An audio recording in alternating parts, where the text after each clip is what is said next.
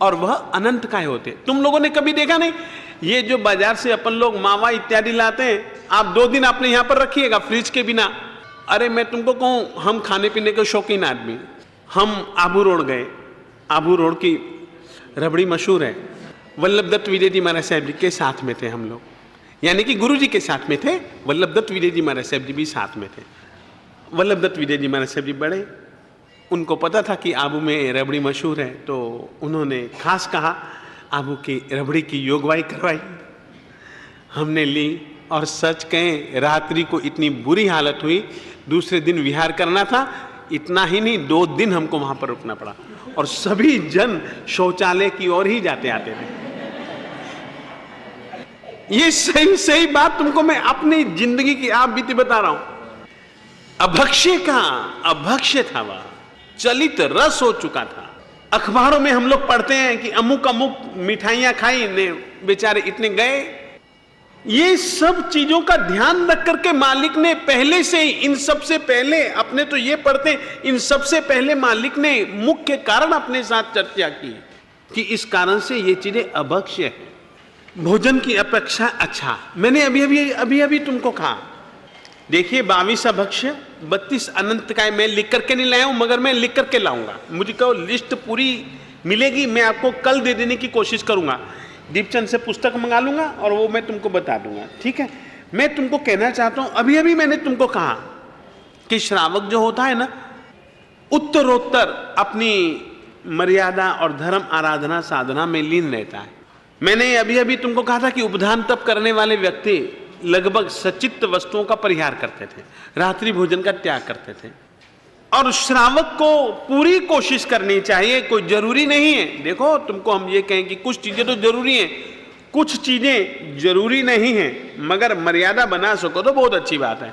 अब ये भोजन से संबंधित इसमें 5 अतिचार हैं, और 15 जो अतिचार है वो कर्मादान रूप हैं। वो क्या है? अब खाने पीने के लिए तुमको पैसा चाहिए, पैसे के लिए व्यवसाय चाहिए, खाने पीने के लिए भोजन इत्यादि चाहिए तुमको, मगर भोजन भी बिना पैसे के थोड़ी ना मिलता है, और पैसा कोई भीख मांगने से थोड़ी ना मिलता है। अपनी आवश्यकताएं तो व्यापार धंधे से पूरी होती हैं, अपनी जरूरतें व्यापार धंधे से पूरी होती हैं, और वो व्यापार धंधे के लिए अपने को कर्म करना पड़ता है। कर्म यानी कि व्यापार। तो इस व्रत का 2 ढंग से विचार किया गया है, एक तो भोजन से संबंधित और एक कर्म यानी कि आपके व्यापार व्यवसाय से संबंधित। भोजन से संबंधित 5 अतिचार हैं। अब इसमें क्या है, जिन श्रावकों का नियम है कि हमको सचित्त का सेवन नहीं करना है, बहुत सारे श्रावक ऐसा होता है जो कि सचित्त वस्तु का सेवन नहीं करते हैं। अचित्त का सेवन तो हर कोई करता है, हर कोई कर सकता है, मगर जिसने सचित्त परिहारी, सचित्त वस्तुओं का परिहार किया है, उस व्यक्ति को सचित्त वस्तुओं से बचना पड़ेगा। अब जो 5 अतिचार जो बताए गए हैं वो भोजन से संबंधित हैं। इसके आगे जो हम बताएंगे कि धंधा कौन सा करना, वो कर्मादान के रूप में है, वो व्यापार से संबंधित आपके अतिचार। तो भोजन से संबंधित, सचित्त से संबंधित है। सचित्त वस्तु अपने को नहीं खाना, वो सचित्त परिहार। सचित्त वस्तु से जुड़ी हुई वस्तु का उपयोग नहीं करना, वो सचित्त परिहार, सचित्त प्रतिबद्ध परिहार। इस तरीके से अच्छा, एक शब्द का प्रयोग तुमको हम बार बार इसमें आने वाला है, तो हम तुमको पहले कह देते हैं। तुम लोग औषधि से क्या मतलब समझते हो? दवाई। औषधि यानी कि दवाई। जैन परंपरा में औषधि का मतलब दवाई तो है ही, मगर जो अनाज है ना, उसको भी हम लोग औषधि कहते हैं। उसको भी हमारी जैन परंपरा में औषधि कहा जाता है। और सच बात कहूं, अनाज से बढ़कर के दूसरी कोई औषधि है भी नहीं। अनाज से बढ़कर के दूसरी कोई औषधि है भी नहीं। आज की तारीख में भी घरगथ्थू उपचार चलते हैं, और घरगथ्थू उपचार में यही जीरा ने, लविंग ने, इलायची ने, सूंठ ने, पिपरा मूल ने, ये सब क्या घरगथ्थू उपचार हैं, और ये सब औषधियां हैं। ये सब हमारे धान्य का हैं, साग सब्जियां हैं, तो उनको जैन परंपरा में औषधि का है। वो इसलिए मैं तुमको कह रहा हूं कि इसमें सचित्त प्रतिबद्ध अपक्व औषधि, दुष्पक्व औषधि, तो वहां पर जो औषधि शब्द का प्रयोग है वो हमारे धान्यों के लिए है, ये ध्यान रहे। अब अपन लोग इसके आधार पर पांचों को समझ लेते हैं। सचित्ताहार, सचित्त त्यागी श्रावक का सचित्त वस्तु जैसे नमक, पृथ्वी, पानी, वनस्पति इत्यादि का आहार करना एवं सचित्त वस्तु का परिमाण करने वाले श्रावक को परिमाणोपरांत सचित्त वस्तु का आहार करना सचित्ताहार है। बिना जाने उपयुक्त रीति से सचित्ताहार करना अतिचार है और जानबूझ करके इसका सेवन करना अनाचार है। सचित्त वस्तु का आहार अपने को, जो कुछ इस तरीके के व्यक्ति होते थे कि सचित्त वस्तु मैं नहीं खाऊंगा, सचित्त प्रतिबद्धाहार का परिहार, सचित्त वृक्षादि से संबद्ध अचित्त गोंद या पक्के फल वगैरह खाना अथवा सचित्त बीज से संबद्ध अचेतन खजूर वगैरह को खाना या बीज सहित फल को खाना सचित्त प्रतिबद्धाहार है।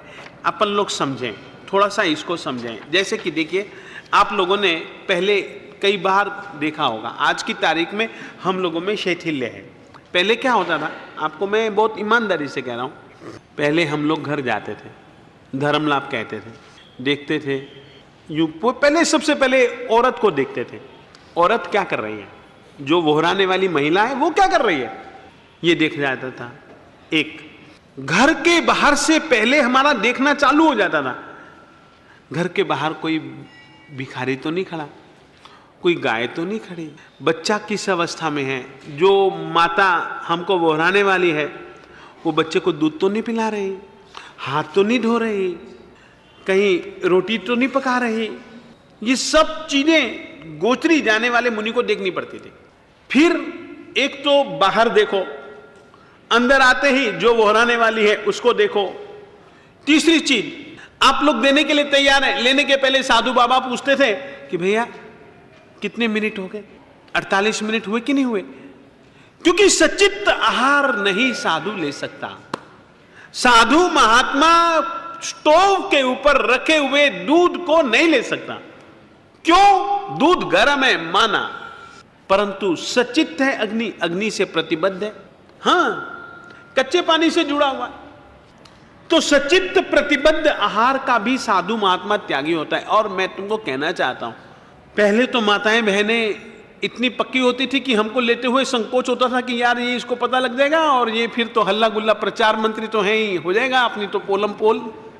आज की तारीख में माताएं बहनें भी उतना ध्यान नहीं देती। नहीं तो पहले तो हमारे यहाँ पर एक यानी कि बहुत कठोर नियम था। मजाल है कि मेरे गुरुजी महाराज साहिब जी के सामने हम आपको कहें कि मजाल है, ये हमने अपनी जिंदगी में देखा है, मजाल है कि हम 48 मिनट बिना पूछे कोई फल लेकर के आ जाए। कड़ी आती तो भी गुरुजी पूछते थे कि पूछा था कि नहीं, कि दही गर्म किया है या नहीं। आपको मैं कहना चाहता हूं, गुरुजी, क्योंकि कोई भी चीज गुरुजी से तो कोई छुपी रहती नहीं थी, गुरुजी को तो दिखानी पड़ती थी। दही आया है तो भी गुरुजी पूछते थे कि क्या पूछ के लाए हो कि दही गर्म किया है कि नहीं। ध्यान रखना किसी दाल के साथ इसका सेवन न करें। छाछ पीनी होती तो भी गुरुजी हमको कहते, द्विदल इत्यादि के कारण से।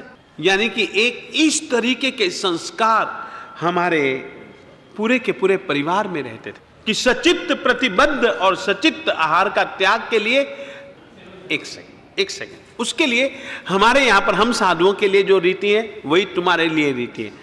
हम कहना चाहते हैं, हम कभी भी अभी दाल खा रहे हैं और दही हमको खाना है और दही कच्चा है, हम पानी पिएंगे, कुर्ली कर लेंगे, कुर्ली अलग से खाएंगे, दही को धोने का पात्र के लिए पानी अलग से लेंगे, उसके लिए जो लूना होगा वो भी जुदा होगा। हाँ, आप रुमाल समझो, आपकी भाषा में रुमाल, पात्र के पूछने को हम लोग लूना कहते हैं। लूना यानी कि लूचना। तो सचित्त आहार, सचित्त प्रतिबद्ध आहार। फिर उसके बाद अपक्व औषधि, मैंने अभी कहा ना, औषधि यानी कि अनाज, अग्नि में बिना पकी हुई शाली आदि औषधि, शाली यानी कि चावल इत्यादि औषधि का भक्षण करना अपक्व औषधि भक्षण है। अनुपयोग से खाने पर यह अतिचार है, जानबूझ करके खाते हैं तो यह अनाचार है। दुष्पक्व औषधि, दुष्पक्व यानी कि बुरी तरह से पकाई गई अग्नि में अधपकी औषधि का पकी हुई जानकर भक्षण करना दुष्पक्व औषधि है। तुच्छ औषधि, तुच्छ अर्थात असार औषधियां जैसे कच्ची मूंगफली वगैरह को खाना तुच्छ औषधि भक्षण अतिचार है, इन्हें खाने से बड़ी विराधना होती है और अल्प तृप्ति होती है। इसके पीछे कारण है, कच्ची मूंगफली जो होती है ना, वो एक अलग चीज होती है, इसमें इसे हमने कच्ची शब्द का प्रयोग किया है। और यदि आप आग पर भून देते हैं ना, फिर वो नहीं, इसलिए कच्ची शब्द का प्रयोग जानबूझ करके किया है और सही है। और ये मैंने नहीं किया है, हमारे उधर से किया हुआ आ रहा है, आगे से यह परंपरा चली आ रही है और मूल पाठ में भी यही लिखा हुआ है, इसलिए मैंने कच्ची शब्द का प्रयोग किया है। तो आज इतना ही रखता हूं।